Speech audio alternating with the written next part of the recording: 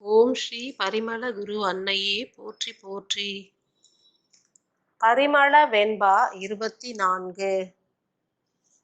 தன்னிகர் அற்றவள் தயாபரம் மிகுந்தவள் தவத்திரு தாயவள் தலைவியாய் திகழ்பவள் தர்மத்தின் உருவவள் தட்சிணாமூர்த்தியவள் தத்துவ நாயகியாம் பரிமள குரு அன்னையின் அடி தொழுதிடுவோம்.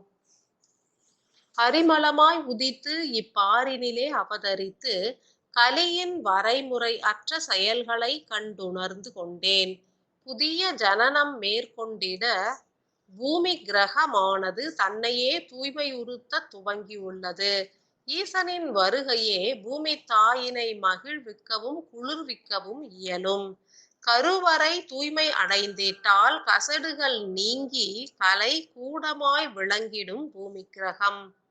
மனிதர்கள் வாழ்வதற்கு ஏற்ற பகுதியாக உருவாக்கப்பட்ட புவிக்கோள் ஒவ்வொரு யுக மாற்றத்தின் பொழுதும் தன்னைத்தானே தூய்மையுறுத்தி கொள்ளும். ஆனால் கலியுக எல்லையில் ஈசன் ஒருவரே புவியினை தூய்மை உறுத்திட இயலும். மனிதர்கள் முழுமையாக புவியிலிருந்து அகற்றப்படுவர். கலி எல்லையின் எல்லை என்பது புவியினை முழுமையாக தூய்மையுறுத்தும் காலமாகும். புவிக்கோளின் புனரமைப்பு என்பது கழிவுகளின் வெளியேற்றமாகும். அதனை ஒவ்வொரு ஆன்மாவும் பிரதிபலிக்கும் என்பதும் நியதியாகும். மனிதர்களின் எண்ணங்களில் சுயநல போக்கு அதிகரித்துள்ளது. அதற்கான காரணம் மனிதர்களின் சிரசினில் நிகழும் மாற்றங்களே. நரம்பிழைகளும் நரம்பணுக்களும் பெரும் செயலாற்றுகின்றன. எண்ணங்களை சீரமைத்து அன்பினை பெருக்கினால் ஒவ்வொரு மனிதரும் நன்மை பெறுவர். மெய்ஞானமும் விஞ்ஞானமும் மனிதர்களுக்கு போதிக்கப்படுவதன் மூலம் யுக மாற்றம் எளிதாய் நடைபெறும். விஞ்ஞானம் அறிந்திடுக. விஞ்ஞான மார்க்கம் நியூரான்ஸ் எனும் நரம்பணுக்கள். I, the mother of universe, spreading kindness towards mankind to multiply their energy to face the outer situation. Darkness prevail over the earth at present situation, but a very bright fireball will light up the world soon. I am the messenger of the Supreme who has ascended to remove the darkness. When I complete 48 days messages, the inner brain system and the outer world situation both will change in a right direction. Heavy fiber network has to be demolished to lead a normal life. Inner fiber nerves and outer fiber network has to be rectified soon. The secret behind the creation and destruction are revealed at present through my message. So, some kind of disorder will be grown, but a great blossomed soul will rectify the present situation. Try to understand the nerve system at the midbrain and try to improve your thoughts and deeds to correct the whole system. Single horn neurons are fluctuating the electro signals produced by the other neurons. Now, let me explain about the collaboration of electrical signals in various brain systems. Human brains are under permutation, which creates and exposes unlimited thoughts in few seconds. Electrical signals are produced by the protein particles, but it is carried out by the fiber nerve system. As a Guru Annai, I expose certain important brain system to know the secret of soul liberation. Humans should consider and regulate certain inner coordination to avoid overload of electrical signals. Each protein particles has powerful electrical nuance which are to be controlled and utilized properly. Single horn neurons are less in numbers but more in fiber growth. To control the overgrowth of such neurons, humans are trained by the elders to do Surya Namaskaram. Yogically trained masters can suggest humans to do proper Surya Namaskar, which is a yogic technique. Yogic training has beautiful reactions in the midbrain. As I told earlier, even the Ganesha Namaskaram, which is called Thopu Karanam in Tamil, has more effect in controlling the overgrowth of fiber nerves. A normal human brain does not have single horn neurons, which ultimately results in pure thoughts and deeds. If a person works with pressure under critical situation, then the growth of duplicate fiber neurons are tend to increase.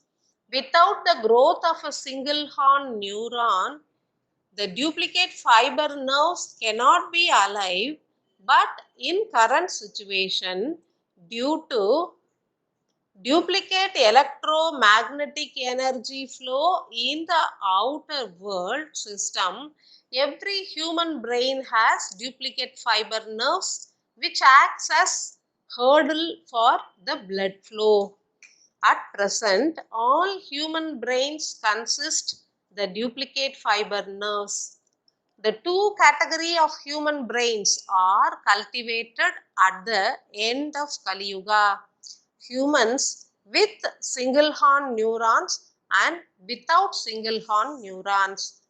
But the dangerous system of brain shows that even the normal human brain possesses some kind of duplicate fiber nerves without the growth of single horn neuron. Now, it is very important to remove the duplicate fiber nerves in order to keep the brain calm and cool. Autism is a brain functional disorder disease which shows the imprisonment of soul particles at the single horn neurons, but without autism, many are intended to act like the same. Due to the growth of duplicate fiber nerves, the electrical signals are not conveyed properly and even the medical assistance are given by the neurons. So, the whole body is suffering due to various diseases. Destroying the duplicate fibers may lead to proper brain functioning. Humans are to be revealed from the temporary disorder and to be nourished with proper energy. In Kali Yuga, in the final stage of planet Earth, humans are to be nourished with original Me acid to avoid improper electrical signals. Nerves are grown with the help of toxic waste, but due to the consumption of duplicate electromagnetic energy, a different kind of toxic waste are produced by the atoms in the midbrain, which leads to a different kind of fiber nerve growth. The artificial fiber nerve system creates blockages in the original nerve system. Hence, the blood flow and the movement of protein particles as electrical signals are restricted. Arresting the protein particles may lead to decomposition of electrical impulses. The requirement created as electrical signals through red blood cell protein particles are redirected by the artificial fiber nerves, which may lead to wrong action of humans. In Kali Yuga, people are distracted through brain function and modified outer structure. Before treating the autism, each and every human brain has to be corrected with proper nerve system. The artificial nerves are to be burned through magno acid. I, as a guru, expecting all the liberated souls to join together to remove the artificial fiber nerve growth in the human brain system. The imprisoned soul particles in the three branched neurons are the major root cause for all the problems. So, try to remove them by liberation. Ways and techniques are taught by various gurus. I, as a guru of Jnanalaya, insist people to chant more mantras and do deep meditation. Renuka Devi mantra keeps spreading the high level heat energy, which leads to the proper function of neurons. Stay tuned to know more about the artificial fiber nerves and the poor signals received by other neurons. Love and compassion are the raw calcium energy which rectify all the problems in the midbrain. Now, let us all learn about the truth in a wisdomic dimension. மெய்ஞான மார்க்கம் neurons எனும் நரம்பணுக்கள். உலகம் என்பது ஒரு புறம் ஒளியிலும் ஒரு புறம் இருளிலும் மூழ்குவது இயற்கையே. அதனை போன்றே மனிதர்களின் மூளை பகுதியும் இருளிலும் ஒளியிலும் நிறைந்து செயல்புரிகின்றது. உள்மூளை என்பது பகலில் இருளிலும் இரவில் ஒளியிலும் நிறைந்து காணப்படும். ஒற்றை அணுவின் பயணத்தால் சிரசு முழுவதும் ஒளி நிறைய வேண்டிய தருணத்திலும் அடர்ந்த நுண்ணிய நரம்பிழைகளால் இருளே சூழ்கின்ற நிலை உருவாகி உள்ளது. ஒன்றினை அனைவரும் தெளிவுற வேண்டும். சிக்கலற்ற நரம்பிழை அமைப்பு என்பது ஒளி ஊடுருவ உதவிடும். எனில் இரவு பொழுதுகளில் ஆழ்ந்த உறக்கமும் நிகழ்ந்திடும். உள்மூளையில் ஒளி பரவினால் தெளிந்த சிந்தனையும் குழப்பமற்ற நிலையும் உருவாகும். ஒற்றை அணு அளித்திடும் வெப்ப சக்தி ஒன்றே இருளினை மாய்க்கும் திறன் கொண்டது. மெய்ஞான மார்க்கம் உரைப்பது யாதெனில், இறைவனை சிந்தியுங்கள். தவறுகள் புரிந்தால் இறைவன் தண்டிப்பார் என்பதனை மறவாதீர்கள் போன்றவற்றையே வலியுறுத்திடும். மெய்ஞானிகள் பலரும் எடுத்துரைத்தவற்றை ஆழ்ந்து சிந்தியுங்கள். வேதங்கள் உரைத்திடும் வாழ்க்கை முறையும் சித்தர்கள் அருளிய மருத்துவ முறைகளும் மனிதர்களால் முற்றிலுமாக புறக்கணிக்கப்பட்டுள்ளன. அதன் பொருட்டே புவிக்கோளும் பல்வேறு கழிவுகளை வெளியேற்றுகின்றது. மனிதர்கள் தங்களது எதிர்காலம் குறித்து அறிந்துவிட முனைகின்றனர். ஆனால் நிகழ்காலம் என்பது சிக்கலுற்ற நிலையில் விரிந்துள்ளதனை உணர மறுக்கின்றனர். மெய்ஞான மார்க்கம் என்பது வாழ்வியலை மாத்திரமே அடிப்படையாக கொண்டது. அன்பு, பண்பு, பணிவு போன்ற நற்குணங்களுடன் வாழ்ந்திட்டால் புறவாழ்வும் இனிமையாகவே அமைந்திருக்கும். அகத்திலும் சீரான நரம்பு வளர்ச்சி உருவாகும். ஒற்றை நரம்பிழைதனை உடைய நரம்பணுக்கள் பெருகினால் மூளை வளம் குன்றிவிடும்.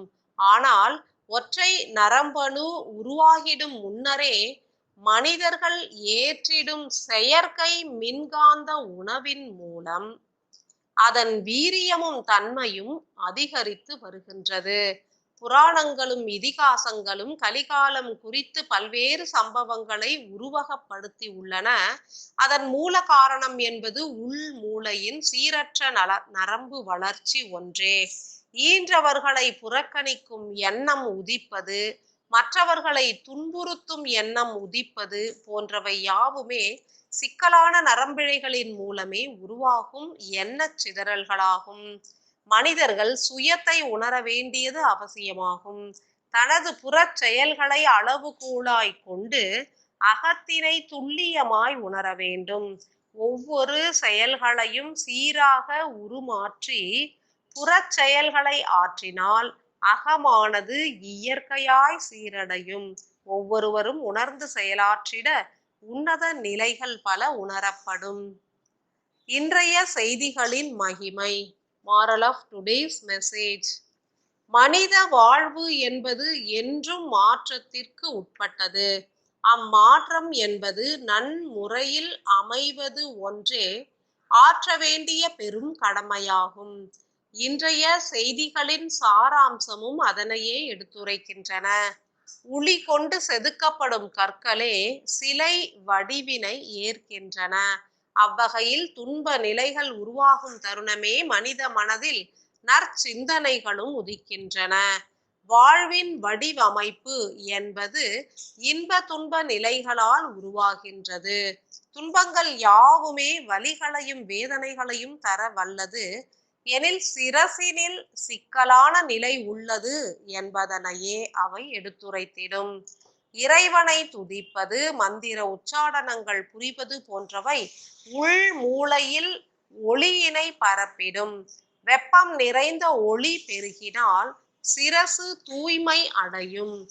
தொடர்கின்ற தினங்களில் யாம் மாறுபட்ட செய்திகளையும் கருத்துக்களையும் உருவேற்றிடவே முனைந்திடுவோம். கலி என்பது எவ்விதம் நூலிழை போன்று பரவி உள் மூளையின் ஒளிர்தலையும் தடை செய்கின்றது என்பதனை அனைவரும் உணர வேண்டும்.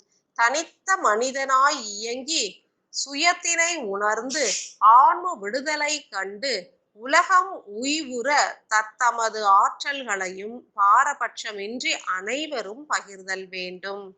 நன்றே சிந்தித்திட நன்மையே விளையும். உலக மானுடர்களின் விடுதலை ஒன்றே நிரந்தர தீர்வு என்பதனை உணர்ந்து செயலாற்றக் கடவது.